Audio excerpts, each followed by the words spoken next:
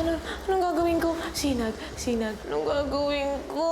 Ano na yun? Paano gagawin ko? Ha? Gagawin ko?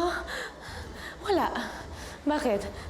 Di ba may master ka naman sa pag-move on, tapos may doctorate ka din sa pandededma? Di ba? Sinag?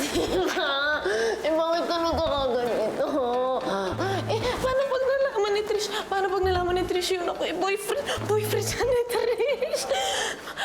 Boyfriend siya ni Trish. Kasi naman bakit pa kasi nagsinungaling ako eh? Bakit pa nagsinungaling ako? Ayun tuloy. Nakakainis. Paano pag nalaman niya?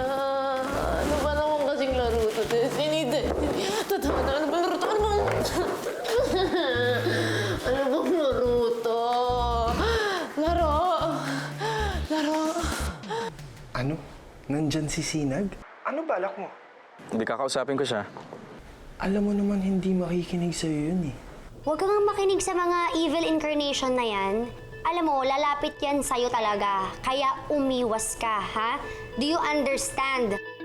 Beshi, paano kung di ako makaiwas? Paano kung i-hypnotize niya ako? Paano gagawin ko kapag ginanon niya ako? Anong gagawin ko? Eh, wala pa man din ako laban sa mga lalaking manloloko. Alam mo naman yan, Beshi. Nasa isang lugar lang kami, Jason. At wala siyang choice kundi kausapin ako, kundi hindi ko siya titigilan buong gabi. Pag nakahalata yan si Trish, gulo yan. Alam mo naman, selos yun. Kaya magsimula ng World War III. Benji, iwan mo na. Past is past. O, yun na nga eh, past is past. Kaya wala nang rason para magselos pa si Trish. Kakausapin ko si Sinag ngayong gabi. Para makapag-apologize ako and to give ourselves closure. Closure? Hindi ko na kailangan nun eh. Alam mo, Beshi, ayoko na ng closure. Okay na ako sa closure. Ito na nga, kino-close ko na yung mga pinto ng cubicle. Ayoko na ng closure. Okay na ako. Alam mo, I'm living a stress-free life.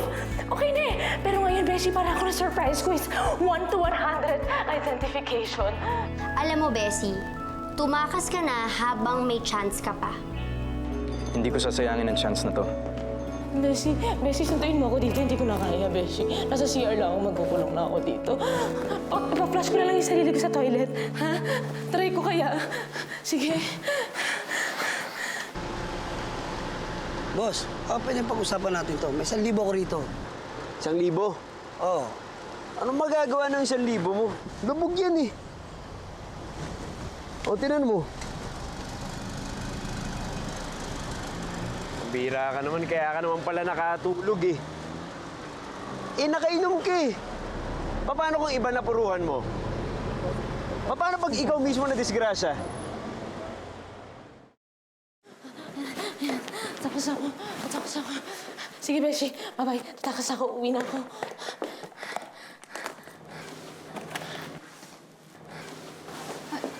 Sunshine, ang tagal mo dito, ah.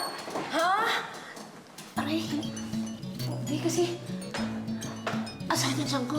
Kailangan na yata umuwi. Alam mo, Sunshine, hindi pwede. Alam mo naman kung gaano kalaki itong event na to para sa akin, di ba? And I need a friend beside me tonight. Sige na. Malay mo kung may anong mangyari, tutulungan mo ako, di ba? So please. Trish, wala ka bang ibang friend?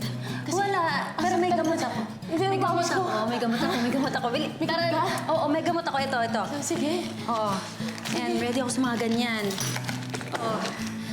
And, halika na. Sayang yan damit mo, sayang yung makeup mo. Bilit na, sayang naman yung ayos mo. Hindi dito muna ako. Hindi. Nandun yung tubig. Ha? Nandun yung tubig, tara. Hindi, may tubig dito. Ito, tubig. Hindi, madumi yan. Sasakit lalo tiyan mo. Tara na. Sige na. Sige na, mauna ka na. Yan.